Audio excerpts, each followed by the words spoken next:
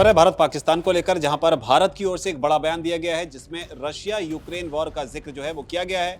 रूस और यूक्रेन की युद्ध की खास बात यह है कि जब ये शुरू हुआ था तो माना जा रहा था कि एक हफ्ते के अंदर ही यूक्रेन जो है वो रशिया के सामने सरेंडर कर देगा, लेकिन करीब 3 से 4 साल का वक्त होने को आया।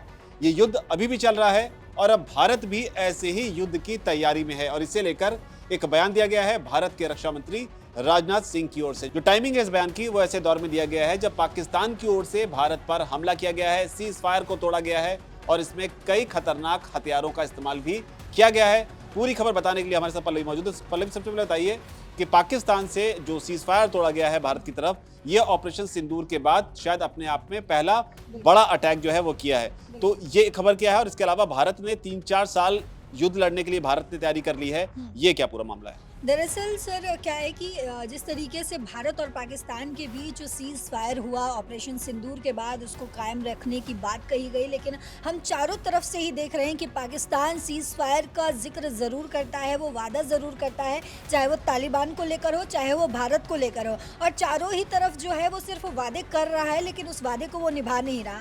अगर बात करें ऑपरेशन सिंदूर के बाद हुए सीज़ फायर की, तो उस सीज़ फायर का उल्लंघन पाकिस्तान की तरफ से किया गया। तो पाकिस्तान की तरफ से मोर्टार का इस्तेमाल किया गया, सेना की जो चौकियां हैं उन पे इस्तेमाल किया गया और जगह जो है वो है लीपा घाटी। तो पाकिस्तान ने ज़रूर हमला करने की कोशिश की सेना पर एक बार फिर से, लेकिन भारत ने मुंहतोड़ जवाब दिया पाकिस्तान को। एक बार फिर से समझ में आ गया होगा पाकिस्तान को कि भारत जो है वो हमेशा, चाहे वो रात के अंधेरे में हो या फिर दिन के उजाले में, हर वक्त तैयार रहता है। अब अगर सर आपने जो जिक्र किया है हमारे रक्षा मंत्री यानी कि भारत के रक्षा मंत्री राजनाथ सिंह ने क्या कहा, तो हम ऑपरेशन सिंदूर के बाद ऐसा बहुत कम ही समय हुआ है, बहुत कम ऐसा दिन हुआ है जब रक्षा मंत्री राजनाथ सिंह जो है वो लोगों के सामने नहीं आए हैं, लोगों के बीच नहीं आए हैं, अपने सेना को प्रोत्साहित नहीं किया। वो तमाम तरीके के जो है वो बयान देते लगातार नजर आते हैं। इस बार उन्होंने फिर से कहा है कि सेना के साथ साथ पूरा देश को भी युद्ध के लिए हमेशा तैयार रहना चाहिए। ऐसा युद्ध जो सिर्फ 4 दिन का ना हो बल्कि महीनों या रूस यूक्रेन की तरह कई सालों तक चले। तो उनका कहना साफ है कि अगर रूस यूक्रेन की तरह भी युद्ध हो जाए तो सिर्फ भारत की सेना नहीं बल्कि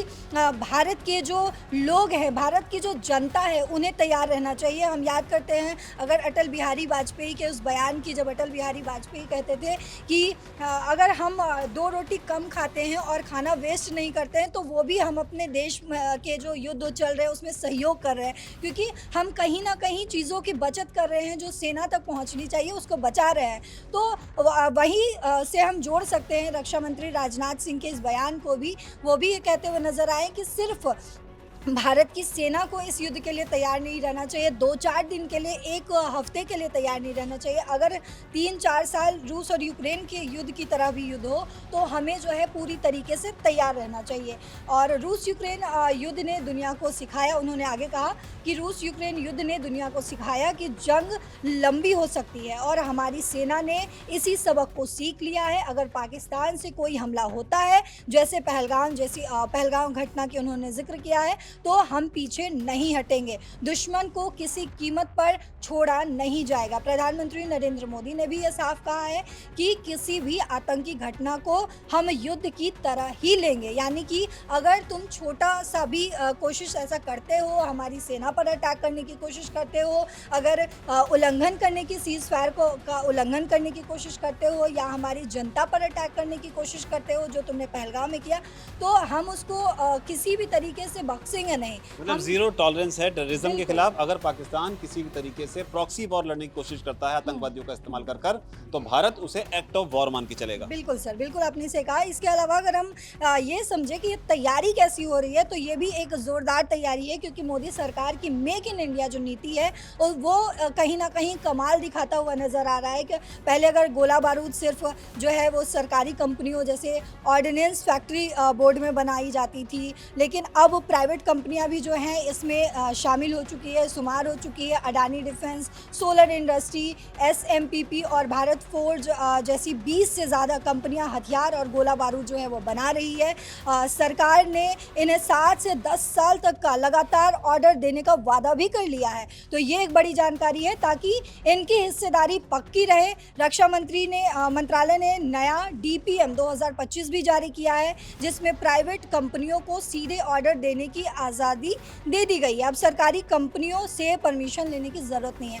तो अगर राजनाथ सिंह तैयारी की बात कर रहे हैं, ये कह रहे हैं कि हमारे देशवासियों को भी तैयार रहना चाहिए, हमारी सेना को 3-4 साल के अगर युद्ध की स्थिति बनती है तो उस चीज़ के लिए तैयार रहना चाहिए। तो वो जो है उस तरीके से प्लान चार्ट भी बना रखे हैं। चाहे हम वो गोला बारूद की बात करें, मेक इन इंडिया जो चीज़ें जिस तरीके से पहले सिर्फ सरकारी फैक्ट्रीज़ में गोला बारूद बनती थी, लेकिन अब इसमें प्राइवेट कंपनीज़ भी है, क्योंकि जब प्राइवेट कंपनी जो है वो शामिल होती है तो प्रोडक्शन नंबर ऑफ प्रोडक्शन जो है वो बहुत तेज़ी से बढ़ने लगता है। इसके अलावा गोला बारूद की अगर बात करें तो हमारी सेना 175 तरीके के अलग अलग गोले जो है उसके इस्तेमाल को करती है।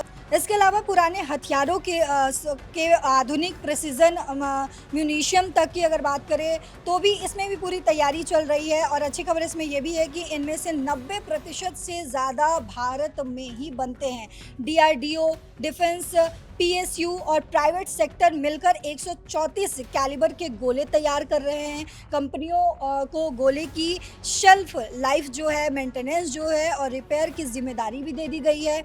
और साथ ही ये भी याद करने वाली बात है कि 1.5 दशक पहले जनरल VK सिंह ने चिट्ठी लिखी थी कि सिर्फ 10 दिन का स्टॉक है, लेकिन पिछले 10 सालों में सब बदल गया। अब लंबे युद्ध के लिए स्टॉक जो है वो पूरी तरीके से तैयार है। तो सभी चाहे वो हम रक्षा मंत्री की बात करें या सेना की बात करें, तमाम जो डिफेंस के लोग हैं सभी अपने लेवल पर तैयार हैं। और सिर्फ ये छोटे मोटे युद्ध के लिए नहीं, बल्कि जिस तरीके से हमारे रक्षा मंत्री ने कहा है कि हमें 3-4 साल, और उन्होंने खासकर जिक्र किया है रूस और यूक्रेन युद्ध को लेकर जो 3-4 साल से लगभग चल रहा है। इसमें भी सीज फायर होने की अमेरिका ने और ट्रंप ने पूरी कोशिश की करवाने की, लेकिन वो अभी तक हो नहीं पाया जिस तरीके से। लेकिन हमारे रक्षा मंत्री भारत को ये लगातार कहते हुए नजर आ रहे हैं कि अगर ज़रूरत पड़ी तो हम तैयार रहेंगे। हम तैयार रहेंगे। तो यहाँ पर बड़ी बात यही कि किसी भी घटना से सबक लेना जो है वो समझदार आदमी वही करता है, और यही रक्षा मंत्री राजनाथ सिंह बताने की कोशिश कर रहे हैं कि रशिया यूक्रेन युद्ध का जो युद्ध हुआ था उससे भारत को भी सबक लेना चाहिए। आपको जोड़ना चाहती हैं? इसके अलावा सर बिल्कुल मैं एक और पॉइंट जोड़ना चाहूँगी जो बहुत इम्पॉर्टेंट है। हमारे पूर्व chief of defence staff general Vipin Rawat ने कहा था इसको लेकर कि गोला बारूद पर ही सबसे ज़्यादा ध्यान दिया गया है ताकि सेना को कभी कमी ना हो। इसके अलावा अडानी डिफेंस के एक सीनियर अधिकारी ने भी पुष्टि की है कि हम युद्ध में किसी तरह की कमी नहीं होने देंगे। प्राइवेट कंपनियों को सरकारी कंपनियों जैसा ही लेवल प्लेइंग फील्ड मिलेगा, यानी सभी को बराबर मौका मिलेगा।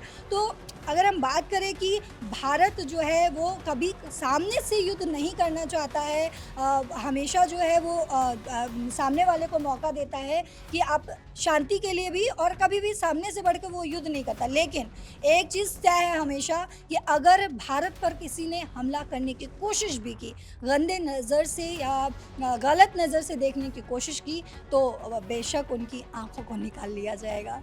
को निकाल लिया जाएगा। और भारत ने ऐसा ऑपरेशन सिंदूर में दिखाया भी।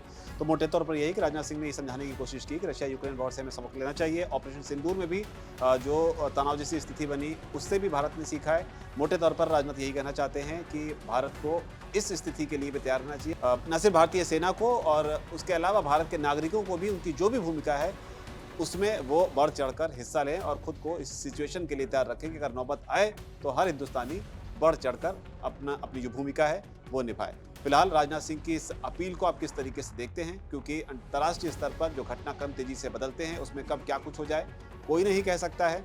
उधर तालिबान अफगानिस्तान के बीच क्या चल रहा है वो दुनिया जानती है, रशिया यूक्रेन के बीच क्या चल रहा है वो भी दुनिया ने देखा, इसके अलावा इजराइल ईरान के बीच क्या हुआ वो भी दुनिया ने देखा।